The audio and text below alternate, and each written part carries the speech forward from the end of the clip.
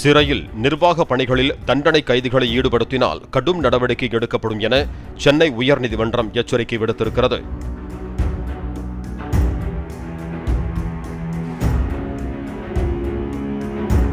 குற்ற வழக்கில் தண்டனை பெற்ற கோதண்டன் என்பவர் 30 நாட்கள் சிறை விடுப்பு கோரி தாக்கல் செய்த மனுவை நீதிபதிகள் S.M. சுப்பிரமணியம், M. ஜோதிராமன் ஆகியோர் விசாரித்தனர்.